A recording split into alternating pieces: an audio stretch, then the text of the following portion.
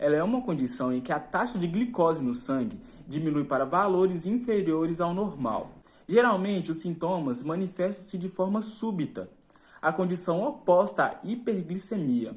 A causa mais comum de hipoglicemia são medicamentos antibióticos usados no tratamento de diabetes, como a insulina e as sulfonilureias. O risco maior do diabético que comeram menos que o habitual ou que ingeriram bebidas alcoólicas, entre outras, são possíveis causas de insuficiência renal, alguns tumores, como insulinoma, doenças hepáticas, erros metabólicos hereditários, infecções graves e hipoglicemia reativa. A taxa de glicose no sangue que define a hipoglicemia varia.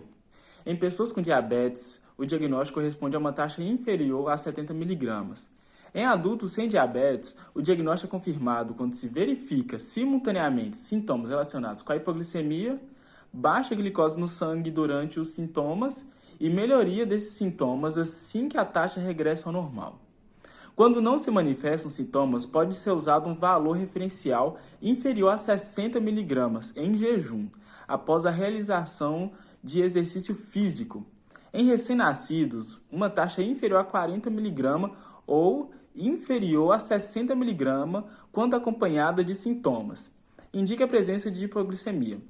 Os valores de glicose são medidos com análises ao sangue, entre outras coisas. Em diabéticos, a prevenção de hipoglicemia consiste em adequar a dieta e quantidade de exercício físico praticado e os medicamentos também. Quando as pessoas sentem que a taxa de glicose pode estar diminuindo, recomenda-se o uso de um medidor de glicose portátil. E quando a glicose diminui, recomenda-se esse grupo que fique monitorizando frequentemente a sua taxa de glicose. O tratamento está entre ingerir açúcar simples e aplicar, quando a pessoa não consegue ingerir esse açúcar, aplicar a injeção de glicagina. As principais causas é o consumo de álcool, o jejum, quando a pessoa não alimenta e não fornece açúcar e carboidrato o suficiente para o corpo, o esforço físico, quando o funcionamento dos músculos pode ter consumido a glicose disponível no sangue e o corpo não tem tempo mais de liberar suas reservas, o corpo não consegue liberar temporariamente a sua reserva de açúcar. O consumo de medicamentos, principalmente aqueles que é para pessoas que estão fazendo tratamento com insulina e aspirina, anti-inflamatórios não esteroides, beta-bloqueadores. Vou falar um pouquinho para vocês sobre os sintomas e os sinais da hipoglicemia. A hipoglicemia ela pode ser dividida em 3 fatores: a hipoglicemia ligeira, a hipoglicemia moderada e a hipoglicemia grave. Os sintomas na hipoglicemia ligeira são fome, palidez, fraqueza, tremores, ansiedade e o suor intenso. Já na hipoglicemia moderada, a pessoa costuma sentir tonturas, visão turna, esquecimento, raciocínio lento, sonolência e marcha descoordenada. Na hipoglicemia grave, os principais sintomas são discurso confuso, agressividade, coma, convulsões e inconsciência. Lembrando, pessoal, que alguns diabéticos eles ficam insensíveis a esses sintomas. O nível de açúcar no sangue diminui sem que nenhum sinal de aviso se manifeste no seu corpo. Quando a pessoa está habituada a ter hipoglicemia com frequência, o organismo dela se acostuma a estar nesta condição, fazendo assim que diminua os sintomas de alarme. Vou explicar um pouco cada caso, tá? Caso número 1, a vítima está consciente, tá? Ela está respondendo, conseguindo explicar, tudo tranquilo. Então, vai chegar a conversar com a vítima, ver o que ela comeu, né? Se ela ficou muito tempo em jejum, né? Que é um dos sintomas da hipoglicemia. Você vai sentar ela, de preferência um ambiente que ventila bastante, para ela ficar um ambiente tranquilo, não abafado nem nada. Aí você, se tiver aqueles aparelhos em medir glicose, vai medir a glicose. Se tiver abaixo de 70, você poderá dar um alimento, né, um carboidrato de rápida absorção, pode ser como mel, um doce de leite, açúcar, algo do tipo, até mesmo um pouco de suco para melhorar um pouco a glicemia dela.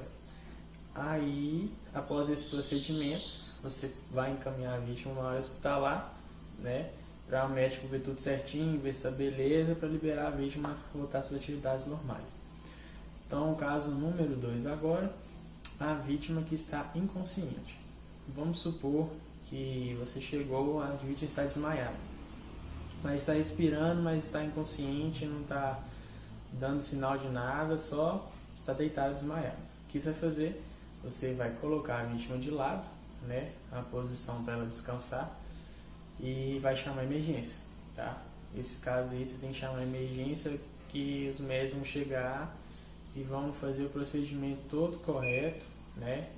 Que é o caso, depende do caso, a pessoa tem que aplicar glucagon. A hiperglicemia acontece quando a insulina ela não é produzida de forma eficiente. A insulina é um hormônio que é produzido pelo pâncreas, né, com a função de estar metabolizando a glicose no nosso sangue para facilitar a entrada da glicose em nossas células.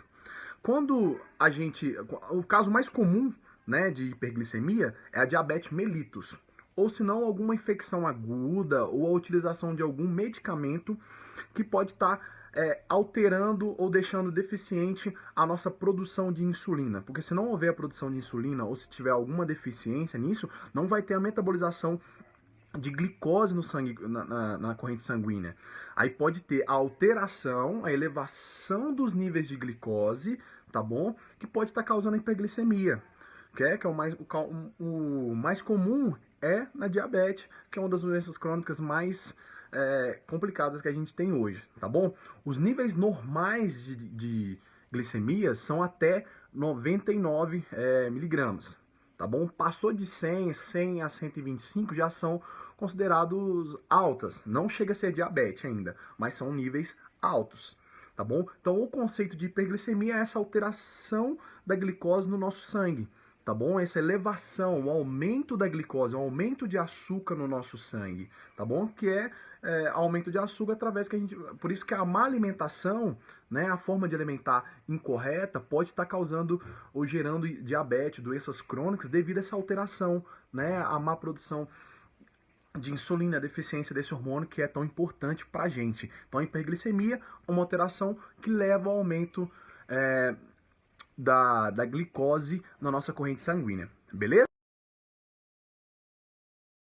Lembrando que esses sintomas, muitos deles se parecem, são bem semelhantes ao da hipoglicemia, e são eles: dores de cabeça, fadiga, visão embaçada, sede constante, muita vontade de urinar, principalmente à noite. E lembrando que, não tratados, esse quadro pode evoluir.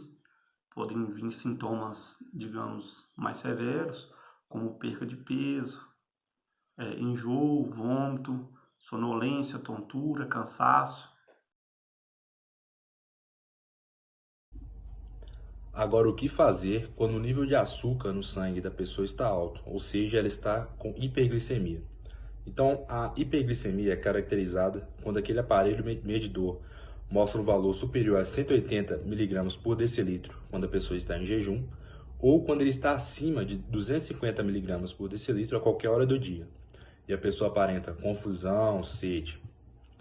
Então, primeira coisa, depois que você identificar que o nível de açúcar dela está alto, é verificar se ela está com uma seringa de insulina. Geralmente, essas pessoas que têm diabetes têm sempre uma seringa de insulina para realmente, nesses casos, ele a ser usada. Então, primeira coisa é injetar essa seringa de insulina ao redor do umbigo ou na parte superior do braço dessas pessoas. Na região do umbigo, você faz uma dobra e injeta a injeção de insulina, a seringa de insulina, até o final. Passou 1 hora e o açúcar ainda continua igual, você vai ligar imediatamente para um 192 ou levar essa pessoa para o hospital. Se a pessoa estiver inconsciente, você vai deitá-la na posição lateral, posição de segurança, e vai ligar para a emergência 192 também. Então, são essas as atitudes que você deve tomar em caso de hiperglicemia. E por fim, eu venho falar para você sobre a importância da nossa formação como profissionais de educação física como uma estratégia promissora para enfrentar esses problemas de saúde que afetam a população. Como vimos anteriormente, é fundamental que a gente saiba sobre o problema e como agir diante dessa situação. E para além disso, nós temos uma recomendação da Organização Mundial da Saúde que diz que é importante fazer pelo menos 150 minutos de exercícios físicos semanais. E é aí que surge a nossa atuação para minimizar os efeitos dessas patologias. Pois quando nós submetemos o músculo ao exercício físico, ele consegue proporcionar a captação da glicose para dentro da célula sem a utilização direta da insulina, o que ajuda no controle dos níveis de glicose no sangue. Porém, não é suficiente somente o exercício físico para promover esse controle. É importante que o indivíduo tenha também hábitos alimentares saudáveis. É aí que entra a importância da multidisciplinariedade na atenção à saúde desse indivíduo. Obrigada.